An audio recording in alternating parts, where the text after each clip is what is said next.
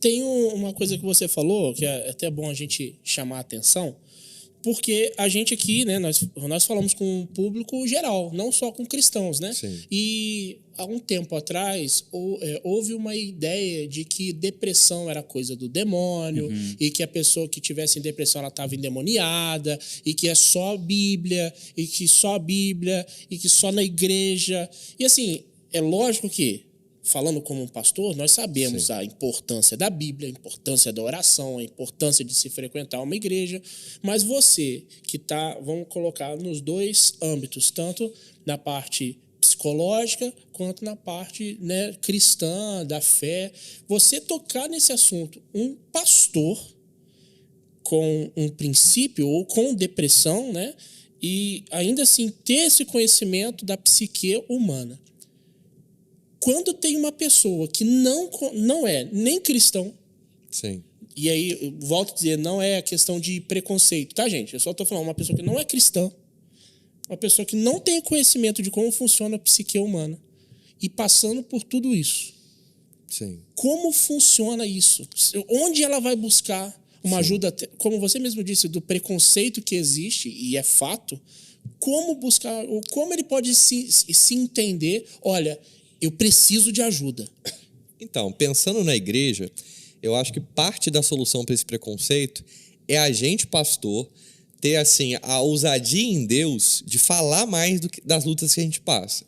Que não são lutas tão diferentes, embora tenham motivos diferentes às vezes, né, demandas específicas das nossas ovelhas. Por exemplo, eu estou falando aqui a primeira vez no podcast sobre a minha depressão, mas já falei disso na igreja.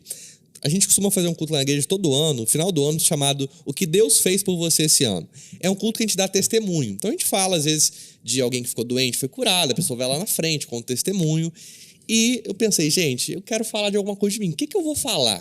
O que foi que eu estou vencendo, o que eu venci esse ano? E eu resolvi falar para a minha igreja local que, em janeiro do ano passado, eu fui diagnosticado com depressão e ansiedade e que, com a ajuda de Deus e do tratamento, eu estava bem. Porque no final do ano, graças a Deus, eu já estava bem mesmo poder falar disso. E o resultado foi muito positivo. Porque uma pessoa ou outra pode ainda fazer esse questionamento, mas deve estar orando pouco, mas será que tem algum pecado? Mas a maior parte das pessoas, elas se abrem com isso, porque elas veem que elas estão com um pastor que é humano e que ela pode falar que não vai questionar o que ela sofre só dizendo que é pecado. Então, muitas ovelhas me procuraram depois disso. Poxa, pastor, o senhor falou, eu acho que realmente eu também preciso de uma ajuda. Como é que eu faço? Tem algum médico que o senhor pode me indicar? O senhor acha que seria bom levar meu filho num especialista? Então, quando a gente começa a mostrar que a gente é ser humano, porque aí vai até aquela coisa que eu falei de santidade, o pastor é idealizado, ele é santo, ele é intocável, ele não sofre, ele está sempre feliz, ele é aquele cara sempre sério. Esse é o pastor que a ovelha nunca vai abrir o coração para ele. Ela vai ter sempre a resistência. A gente compartilha a nossa vida com quem a gente tem semelhança. Falei há pouco tempo atrás com uma pessoa, falou, pô, pastor, quero que uma pessoa se abra comigo, mas ela é muito resistente, eu não sei como abordar determinado assunto que eu acho problema dela. Eu falei, cara, você já teve a idade dela. Hoje esse cara, que é o meu amigo, tem uns 30 e poucos anos, o rapaz tem 18. Fala para esse rapaz, qual que era a sua luta com 18 anos? Talvez não é a mesma luta dele, mas só de você falar com 18 anos, você lidava com pecado, tinha um pecado que você não conseguia vencer, você era um cara que às vezes se sentia culpado porque ia na igreja, mas em casa fazia tal coisa, o cara vai pensar, pô, realmente ele vai me entender, porque não é o mesmo problema, mas ele também passou por isso. Essa imagem idealizada de pastor, de líder, afasta muito a galera. Eu gosto muito do Abe Uber quando ele diz que pastor tem que ter cheiro de ovelha. Então eu não sou um cara extraordinário por ser pastor. Eu sou um homem normal, natural, que Deus escolheu para ser pastor. A cobrança pode ser maior? Pode. Os desafios podem ser maiores? Pode. Mas os problemas, cara, eu tenho caganeira de vez em quando, igual todo mundo, cara. Eu tenho dor de cabeça, eu fico gripado. E a gente está quebrando isso, graças a Deus, né? Cara, pegando esse gancho da questão da psicologia, falando sobre doenças emocionais, e o Felipe falou da questão do pastor em si. Cara, a pergunta que eu quero fazer é o seguinte: você acha importante que todo pastor precisa ter conhecimento dessa área da psicologia e psicanálise? principalmente para ter um olhar mais clínico sobre essas situações? Então, eu não acho... Perdão, gente, estou meio resfriado. Eu não acho nem assim, é indispensável, todo pastor tem que fazer, além de teologia, uma faculdade de psicologia, um curso de psicanálise. Não necessariamente. Mas, pelo menos, ele tem que estar aberto a conhecer um pouco da área das emoções. Porque eu não sou obrigado a ser psicólogo. Eu sou pastor, não sou obrigado a ser psicanalista. Eu posso ser ou não. Mas eu tenho que ter esse olhar para, às vezes, perceber que uma ovelha minha, às vezes, vai precisar de uma outra atenção. Vamos dar o exemplo. Eu não sou advogado. Mas tem situações que eu lido com ovelhas que eu tenho que falar, olha, você tem que procurar um advogado. Você sabe como é que funciona a defensoria pública? Você quer que eu te indique algum advogado? Eu estou com uma ovelha lá que, sei lá, separou do marido, o marido não está pagando pensão. Eu vou só orar por ela? Eu não vou dar também uma orientação dela procurar uma ajuda especializada? Por que na área emocional não é a mesma coisa?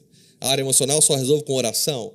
Não tem situação que eu tenho que falar à pessoa, olha, você está numa situação, procura um médico, faz um exame. A área emocional é a mesma coisa. Então, o ideal seria que todo mundo pudesse estudar. Deus me deu a graça de fazer um curso de psicanálise de 3 anos.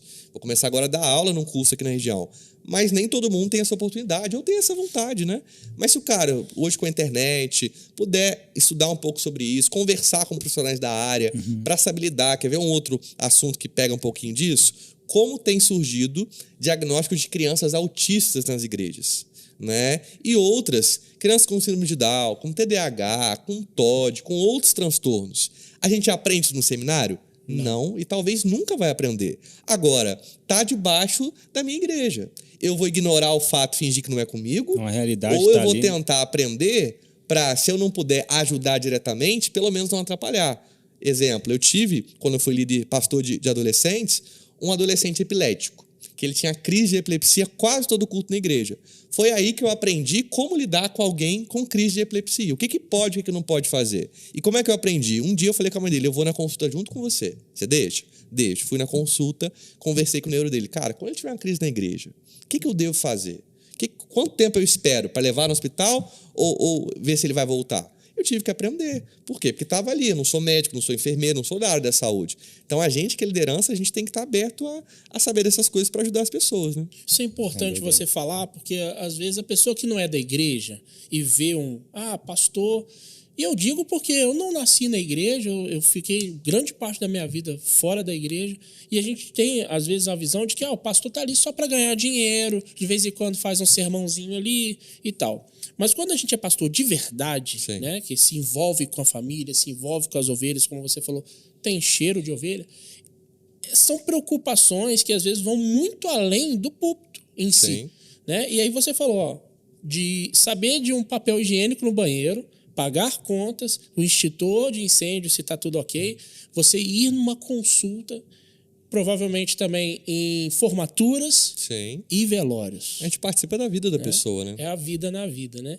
Aí você, de repente, chega e fala, o pastor ganha tanto por mês. Nós sabemos que muitos pastores, a grande maioria, na real, ganha pouco. Ganha muito menos do que o que se estivesse trabalhando, às vezes, secularmente, que é o palavreado que a gente usa. Alguns, que são os midiáticos, ganham muito dinheiro, enfim, né? Cada um sabe da sua realidade. Mas aí, quando a gente olha para um caso desse, igual você está citando, não é pelo salário. Independente de quanto é. É uma vocação, né, cara? E é engraçado que, de vez em quando, a gente que é pastor, vocês já devem ter ouvido alguma vez isso, a gente ouve a frase assim, eu ouvi uma dessa e não foi nem com maldade da pessoa, você percebe que não foi com maldade. Eu estava acompanhando uma pessoa numa escola para ajudar ela a fazer matrícula de um curso, técnico e tudo mais, ela vira e lança. Ô, pastor, o senhor tem um emprego de verdade ou o senhor só é pastor mesmo? Né? Mas assim, no caso dele, não foi nem por maldade, é uma pessoa muito simples. Ele não quis me atacar, ele estava claro. Você teve discernimento. Né? Foi assim, sabe quando você vê que a pessoa falou e não pensou no que ela falou? Aí eu brinquei, falei, cara, eu tenho um trabalho. Você é meu trabalho aqui. Eu tô aqui para trabalhar. Eu ainda brinquei com ele, falei, cara, pensa bem, você é um marmanjo. Eu larguei minha esposa em casa para passar minha tarde aqui com você. Você acha que eu queria estar aqui? Brinquei com ele. Eu queria estar com a minha esposa em casa, cara. Mas você é o meu trabalho. Acompanhar você aqui é o meu trabalho. E, fora a questão de salário, o pastor de verdade, ele tem uma dinâmica de trabalho, de tempo de trabalho, muito maior do que um trabalhador que trabalha CLT.